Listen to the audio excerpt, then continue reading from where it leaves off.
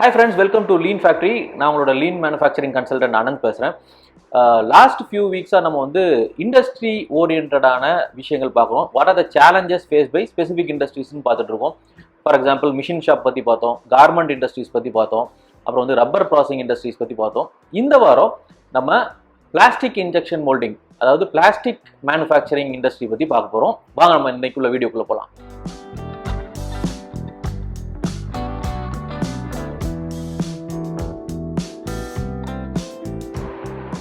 So ஒரு plastic manufacturing அப்படின்னு பார்த்தீங்கன்னா ஒரு டிப்பிக்கலாக ஒரு 5 வகையாக மேனுஃபேக்சரிங் பண்ணுவாங்க. ஃபஸ்ட்டு ஒன்று பார்த்தீங்கன்னா எக்ஸ்ட்ரூஷன் மோல்டிங்னு சொல்லுவாங்க. ரெண்டாவது பார்த்தீங்கன்னா கம்ப்ரெஷன் மோல்டிங், அப்புறம் வந்து ப்ளோ மோல்டிங், அப்புறம் இன்ஜெக்ஷன் மோல்டிங், அப்புறம் ரொட்டேஷன் மோல்டிங். இந்த மாதிரி ஒரு பேசிக்காக ஒரு 5 டைப் ஆஃப் மேனுஃபேக்சரிங் ப்ராசஸஸ் இருக்குது. ஃபார் எக்ஸாம்பிள் எக்ஸ்ட்ரூஷன் மோல்டிங்னா ரா மெட்டீரியல் வந்துட்டு இன்னும் ப்ரெஸ் பண்ணி நம்ம வெளியே வந்து ஒரு பைப் மாதிரி மேனுஃபேக்சரிங் பண்ணுவாங்க. எக்ஸ்ட்ரூஷன்னா அப்படி கண்டினியூஸாக ஒரு பைப்பாக வந்துகிட்டே இருக்கும். இப்போ ஸ்ட்ராலாம் வருது பார்த்தீங்களா, ஸ்ட்ரா வருது, பிவிசி பைப்ஸ், இதெல்லாம் வந்து எக்ஸ்ட்ரூஷன் மோல்டிங்னு சொல்லுவாங்க. இன்ஜெக்ஷன் மோல்டிங்னா பார்த்தீங்கன்னா பிளாஸ்டிக்ஸை வந்து மெல்ட் பண்ணி இன்ஜெக்ட் பண்ணுவாங்க மோல்டுக்குள்ளே. அது வந்து எங்கெங்கெல்லாம் ஸ்பேசஸ் இருக்கோ அங்கே போய் ஃபில் ஆகிடும். ஸோ அது வந்து எந்த ஸ்பேஸ் இருக்கோ அந்த ஸ்பேஸில் உள்ள அதே ஷேப்பை எடுத்துக்கும். ஸோ அதான் இன்ஜெக்ஷன் மோல்டிங்னு சொல்லுவாங்க. ஸோ ரொட்டேஷன் மோல்டிங்னா என்னென்னா அதே மாதிரி நம்ம பிளாஸ்டிக்ஸை மெல்ட் பண்ணி ஒரு மோல்டுக்குள்ளே ஊற்றிட்டு அதை ஹை ஸ்பீடில் ரொட்டேட் பண்ணுவாங்க. ஸோ அந்த சென்ட்ரிஃபியூகல் ஃபோர்ஸில் என்ன ஆகும்னா அந்த பிளாஸ்டிக்ஸ் வந்து எங்கெங்கெல்லாம் ஸ்பேஸ் இருக்கோ அங்கே போய் ஃபில் ஆகும். ஆஃப்டர் சம்டைம் அது கூல் ஆனதுக்கப்புறம் அந்த எந்த ஷேப்பில் இருக்கோ அதை வந்து அந்த பிளாஸ்டிக் வந்து எடுத்துக்கும். ஸோ இந்த மாதிரி நிறைய டைப் ஆஃப் பிளாஸ்டிக் மேனுஃபேக்சரிங் இருக்குது. நம்ம வந்து இன்னைக்கு இந்த வீடியோவில் பார்க்க போகிறது என்னென்னா இன்ஜெக்ஷன் மோல்டிங் அப்படின்ற ஒரு பர்டிகுலர் ப்ராசஸ் மட்டும் தான் பார்க்க போகிறோம். ஏன்னா இதான் நிறைய காமனாக இந்தியாவில் நம்ம பார்க்குறோம், நிறைய இடத்துல பார்க்குறோம். நம்ம டே டு டே லைஃப்பில் எங்கெங்கெல்லாம் பிளாஸ்டிக்ஸ் பார்க்குறோமோ நிறைய அதில் ஐ வுட் சே 70 to 80% பார்த்தீங்கன்னா இன்ஜெக்ஷன் மோல்டிங்கிற அந்த மெத்தடில் தான் பண்ணியிருப்பாங்க. ஸோ இந்த இன்ஜெக்ஷன் மோல்டிங் மெத்தட்னா என்ன அப்படின்னு பார்த்தீங்கன்னா நம்ம ரா மெட்டீரியல், அதாவது பிளாஸ்டிக் வந்து கிரானியூல் ஃபார்மில் வரும். கிரானியூல்னால் என்னென்னா நம்ம அரிசி மாதிரி இருக்கும், வீட்டு அரிசி மாதிரி குட்டி குட்டி கிரானியூலாக இருக்கும். அது கூட நிறைய கெமிக்கல்ஸும் நம்ம மிக்ஸ் பண்ண வேண்டியிருக்கும் ஃபார் ஸ்பெசிஃபிக் பர்பஸஸ். இப்போ கலர்ஸுக்காக இருக்கலாம், ஸ்ட்ரென்த்துக்காக இருக்கலாம், அந்த மாதிரி நிறைய கெமிக்கல்ஸும் மிக்ஸ் பண்ணிவிட்டு இது வந்து நல்ல ப்ராப்பராக மிக்ஸ் பண்ணுவாங்க.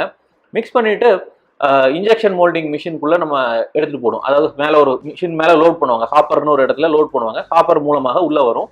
உள்ளே வந்து ஒரு ஸ்க்ரூ கன்வேயர் இருக்கும். இந்த ஸ்க்ரூ கன்வேயர் என்ன பண்ணும், இந்த மெட்டீரியல்ஸை முன்னாடி புஷ் பண்ணி கொண்டு போகும். அது பண்ணும்போதே அங்கேயே ஹீட்டிங் எலிமெண்ட்ஸும் வச்சுருப்போம். ஸோ என்ன ஆகும்னா காம்பனன்ட் ஹீட் ஆகிடும், அது மெல்ட் ஆகும். மெல்ட் ஆகிட்டு இந்த ஸ்க்ரூ கன்வேயர் என்ன பண்ணும்னா நம்மளை அந்த பிளாஸ்டிக்ஸை வந்து புஷ் பண்ணும். நம்ம உடம்புல இன்ஜெக்ஷன் போடுற மாதிரி தான், அதனால அது பேர் இன்ஜெக்ஷன் மோல்டிங்னு. இன்ஜெக்ஷன் பண்ணும்போது என்ன பண்ணுவோம், நம்ம வந்து சிரிஞ்சை வச்சு புஷ் பண்ணுறோம் இல்லையா, ஸோ தட் அந்த இன்ஜெக்ஷன் போடுற அந்த மருந்து வந்து நம்ம உடம்பு உள்ளே போகுது. அதே மாதிரி புஷ் பண்ணும். ஸோ இந்த மோல்டன் பிளாஸ்டிக்ங்கிறது எங்கே போகும்னா உள்ள அந்த மோல்டு ஒன்று இருக்கும், மோல்டுக்கு உள்ள ஃபில் ஆகும். இங்கே வந்து ஹை டெம்பரேச்சர் ஹை ப்ரெஷரில் நம்ம வச்சிருக்கிறதுனால எவ்வளோ எங்கெங்கெல்லாம் ஸ்பேசஸ் இருக்கோ அங்கே போய் வந்து நம்மளோட அந்த பிளாஸ்டிக் வந்து ஃபில் ஆகிடும். அதே டைமில் நம்ம கொஞ்சம் நேரத்தில் கூலிங் ஆனதுக்கப்புறம் அந்த மோல்டை ஓப்பன் பண்ணிங்கன்னா எந்த ஷேப் நம்ம உள்ளே கொடுத்துருக்கோமோ அந்த ஷேப்புக்கு கிடைக்கும். ஸோ நீங்கள் பிளாஸ்டிக் சேர்லேருந்து பாட்டில் கேப்பு, இந்த எலக்ட்ரானிக் காம்போனன்ட்ஸு, ஆட்டோமொபைல் பார்ட்ஸ், நீங்கள் டேஷ்போர்டு, விண்ட்ஸ், நம்ம டோரில் உள்ள பேனல்ஸு, நிறைய கார்லலாம் பார்த்தீங்கன்னா நிறைய பார்ட்ஸ் வந்து இந்த மாதிரி இன்ஜெக்ஷன் மோல்டிங்கில் பண்ணுறாங்க. பம்பரில் இருந்து நிறைய விஷயங்கள் இது மாதிரி பண்ணுறோம். ஸோ இதுதான் இந்த இன்ஜெக்ஷன் மோல்டிங்குடைய ப்ராசஸ். ஆஃப்டர் நம்ம அந்த மோல்ட்லேருந்து எடுத்ததுக்கப்புறம் என்ன பண்ணுவாங்கன்னா மேலே சம்டைம்ஸ் இந்த ஃப்ளாஷ்னு சொல்லுவாங்க, இந்த எக்ஸஸாக சில மெட்டீரியல் இருக்கும், அதை மட்டும் நம்ம ரிமூவ் பண்ணிவிட்டு we can straight away use பண்ணிக்கலாம். அதுதான் வந்து இன்ஜெக்ஷன் மோல்டிங். சம்டைம்ஸ் இப்போ ஆட்டோமொபைல் கம்பெனிஸ்லாம் என்ன பண்ணுறாங்கன்னா இந்த இன்ஜெக்ஷன் மோல்டிங் மாத்திரம் இல்லாமல் அதில் சில அசம்பிளி ஆக்டிவிட்டீஸும் கொடுக்குறாங்க. இந்த Tier 1 கம்பெனிஸ்க்கு அவங்களுக்கு டைரக்ட் சப்ளை இருக்குது. ஸோ உதாரணத்துக்கு ஒரு காரில் உள்ள ஒரு விண்டோவில் உள்ள ஒரு பேனல்னு வச்சுக்கலாம். அந்த விண்டோவில் ஏதாவது அசம்பிளி இருக்கும், ரைட்? இந்த மாதிரி நம்ம டோரை வந்துட்டு அப் அண்ட் டவுன் பண்ணுறதுக்குள்ள அந்த லீவர்ஸாக இருக்கலாம், ஏன்னா ஏதாவது சம் பார்ட்ஸை வந்து நம்ம ஸ்க்ரூ பண்ணுற மாதிரி. ஸோ இந்த மாதிரியான காம்பனன்ட்ஸு கூட இந்த பிளாஸ்டிக் இன்ஜெக்ஷன் மோல்டிங் பண்ணுற கம்பெனிஸில் அவங்களே அசம்பிள் பண்ணி ஒரு ஒரு ஒரு கிட்டாக நம்ம அந்த ஓஇஎம்ஸ், அதாவது கம்பெனிஸ்க்கு Tier 1 கம்பெனிஸ்லேருந்து ஓஇஎம்க்கு மொத்த செட்டாக கொடுக்குற மாதிரி பண்ணுறாங்க. ஸோ இதுதான் வந்து நம்மளுடைய ப்ராசஸ். இதில் டிப்பிக்கலாக பார்த்தீங்கன்னா 2 மேஜரான ஆக்டிவிட்டிஸ் இருக்குது. ஒன்று வந்து இன்ஜெக்ஷன் மோல்டிங் மிஷின் ரிலேட்டடான ஆக்டிவிட்டி. இன்னொன்று வந்து இந்த அசம்பிளி. ஆஃப்டர் த ப்ராசஸ்க்கு அப்புறம் நம்ம அசம்பிள் வேல்யூ ஆட் பண்ணுறோம், அசம்பிளி ஆக்டிவிட்டின்னு வச்சுப்போமே. 2 இதாக பிரிக்கலாம், நம்ம 2 விஷயமாக பிரிக்கலாம்.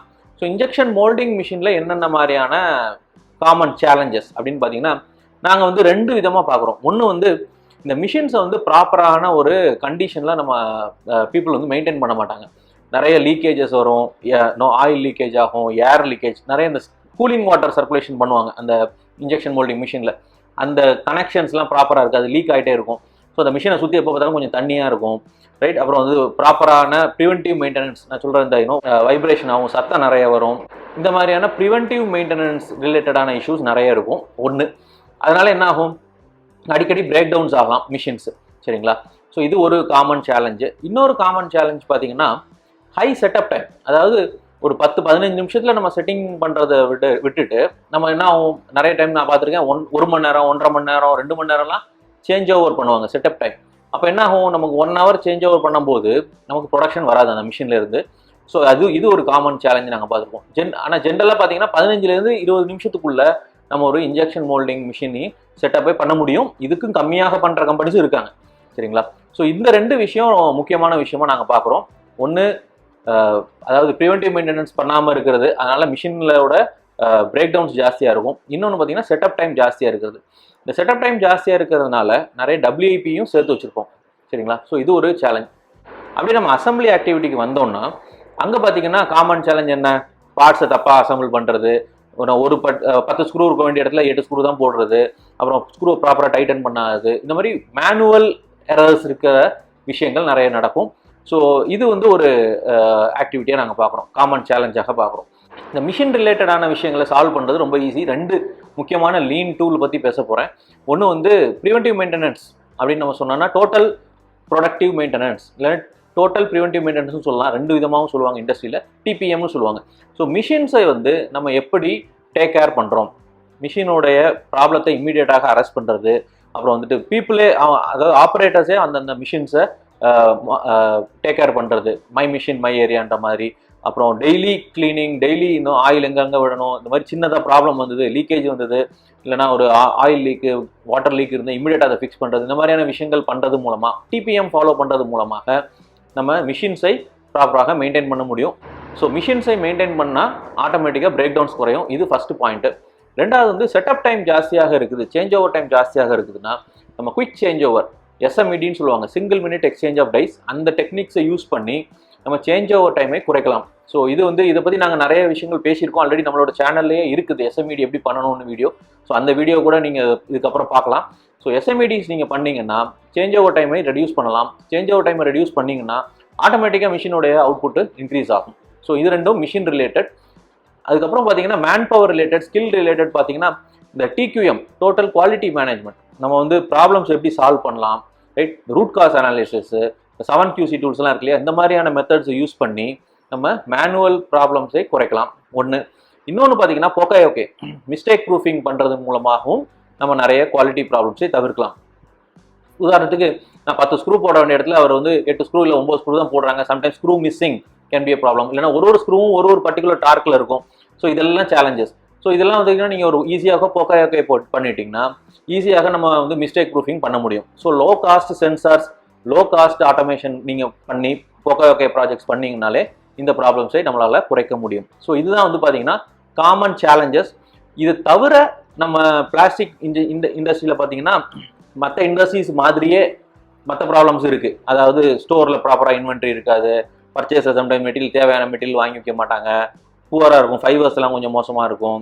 அதுக்கப்புறம் பார்த்தீங்கன்னா குவாலிட்டி இஷ்யூஸ், ரெகுலராக வரக்கூடிய பிளாஸ்டிக்குன்னு சொல்லி சில குவாலிட்டி இஷ்யூஸ் இருக்கு இல்லையா, ஷ்ரிங்கேஜு, வார்ப்பிங்கு, ரைட், அப்புறம் வந்து less fill, flash, dent scratch, இந்த மாதிரியான காமன் குவாலிட்டி இஷ்யூஸும் இதை தவிர இருக்குது.